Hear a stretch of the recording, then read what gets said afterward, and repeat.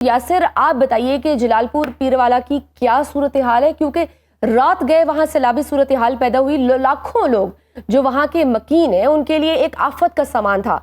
आपके पास क्या तफसीलात हैं? अब वहां क्या सूरत हाल है, वहां कितने अफराद अब तक फंसे हैं? इसके अलावा जनूबी पंजाब जो अलर्ट पर है उसकी सूरत हाल भी बताएं।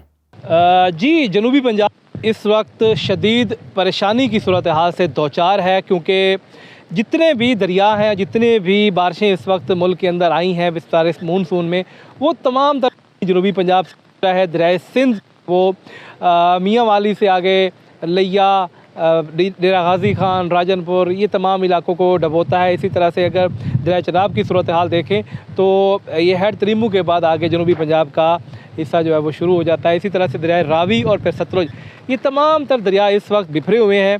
और जो मौजूदा रेला है जो चंद रोज़ पहले दरिया रावी, सतलुज और चनाब में छोड़ा गया था, वो इस वक्त जलालपुर पीरवाला जो मुल्तान की अहम तरीन तहसील है, और ये तहसील दो दरियाओं के संगम पर वाक़ है। एक तरफ दरिया चनाब और दूसरी तरफ सतलुज।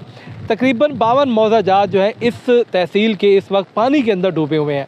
लोग काफ़ी परेशान हैं और इन तमाम इलाकों में फसलें बहुत ज़्यादा हैं और परेशानी की सी सूरत हाल है। ऐसी कंडीशन हमने देखी है कि हेड तरीमू से जब पानी का ये रेला निकला था तो फिर रंगपुर, मुल्तान, हेड मोहम्मद वाला, शेर शाह, शुजाबाद और फिर जलालपुर पीरवाला, ये पानी जो है, जो रेला है इस वक्त ये इन इलाकों से गुजर कर आगे हेड पंजनद की जानिब बढ़ रहा है, जहाँ पर मुजफ्फरगढ़ के जो इलाके हैं, अलीपुर, उसको ख़ास तौर पर हाई किया गया है और वहाँ पर सूरत हाल तशवीशनाक हो सकती है। अब अगर सतलुज की बात करें तो सतलुज का जो रेला कसूर, पाकपतन और बहावल नगर से गुज़र कर वो भी इसी इलाके जलालपुर पीरवाला से गुज़र कर आगे हेड पंजनद की जानिब बढ़ रहा है। और बहावल नगर के अंदर तकरीबन 143 मौज़ा जात सतलुज के सैलाबी रेले की वजह से डूबे हैं और इस वक्त भी सतलुज में इंतहाई ऊंचे दर्जे के सैलाब की सूरत हाल है और पानी की सतह में मुसलसल इजाफ़ा हो रहा है।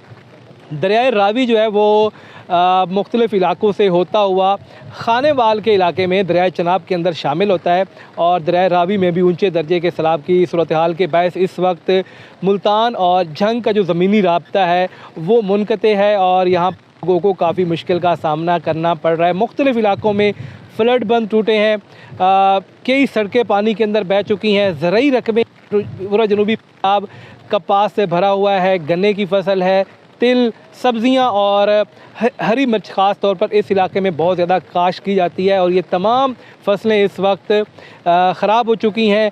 आम की फसल जो है मुल्तान, रंगपुर से लेकर मुल्तान, फिर शुजाबाद, जलालपुर पीरवाला, तमाम दरियाई बेल्ट के अंदर है, वो दरख्त जो है आम के बागात इस वक्त पानी के अंदर डूबे हैं।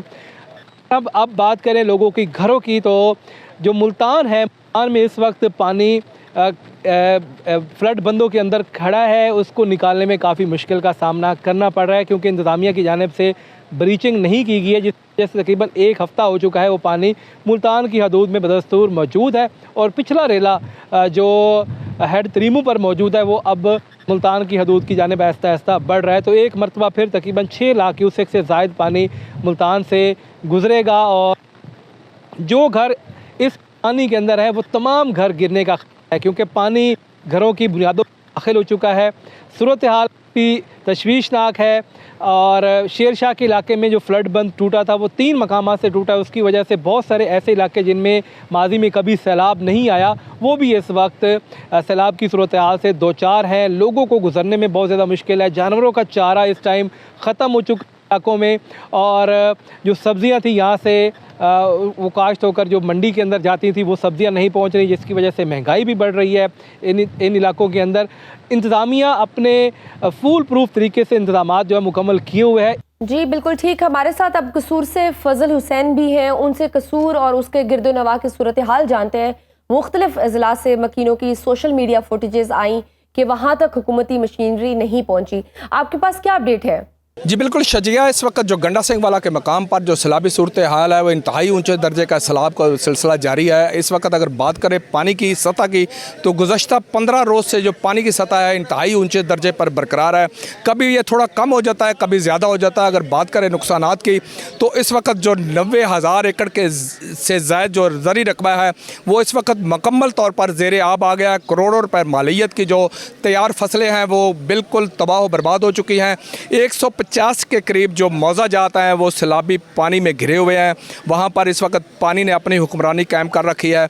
अगर बात करें जो सैलाब मुतासरीन की तो इस वक्त 1.5 लाख के करीब जो सैलाब मुतासरीन हैं वो अपने घर बार छोड़ने पर मजबूर हो चुके हैं। वो सैलाब जो मुतासरा कैंप्स हैं और ऊँचे टीलों पर अपने माल मवेशियों और बाल बच्चों के हमरा बैठे हुए हैं।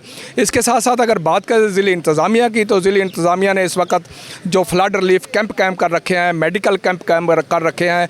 पंजाब पुलिस इस वक्त जो रेस्क्यू के हवाले से और पाक आर्मी है, रेंजर्स के दस्ते हैं वो इस वक्त जो लोगों को रेस्क्यू करने के लिए मदद फराम कर रहे हैं। इसके साथ साथ जो पाकिस्तान नेवी है उन्होंने भी मेडिकल कैंप्स कायम किए हुए हैं जो वहाँ पर वो अपनी बोट सर्विस के ज़रिए जो मौजाजात जो इस वक्त पानी में घिरे हुए हैं वहाँ पर अपनी मेडिकल सर्विसेज फराम कर रहे हैं। महकमा हेल्थ है, महकमा लाइफ स्टॉक है, जो इस वक्त सिविल डिफेंस का अमला है और इसके साथ साथ जो पंजाब सेफ सिटी अथॉरिटी है वो थर्मल ड्रोन टेक्नोलॉजी का इस्तेमाल कर रही है।